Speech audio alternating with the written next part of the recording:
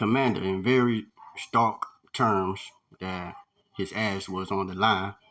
The chairman of the Judicial Committee went one step further and told him if the Geneva Convention weren't followed to the letter, she would haul him before her committee and make him answer for his crimes in front of the American people.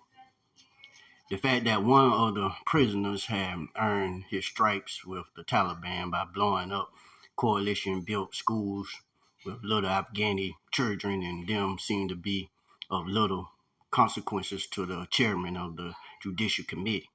Neither did she care that the prisoner and their organizations were not uh, signatories of the Geneva Convention. Apparently, she had other priorities, affording tolerance, respect, and compassion to the bigoted, sadistic, and cold-hearted sounded very noble and principled, but in reality, it was a great way to lose a war. One of the most difficult aspects of Nash's job was dealing with the opportunist politicians he answered to. These same senators have clamored for action in the months after the attacks on New York and Washington. Behind closed doors, they expressed concern that the CIA wasn't being aggressive enough with their interrogation techniques. They pushed for the use of extreme measures and gave Langley assurance they would be protected.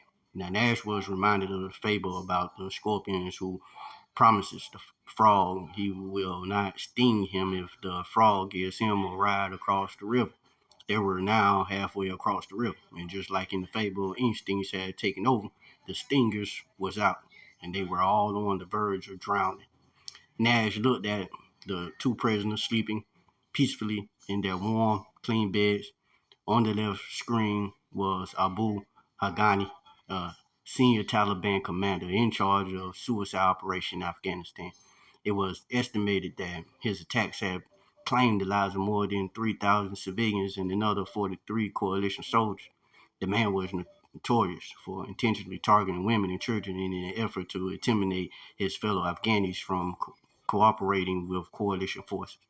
The second man was Mohammed al-Haq, the Taliban's liaison with Al Qaeda and one of the Mullah Omar's most trusted aides. Nash surely relished the thought of inflicting severe pain.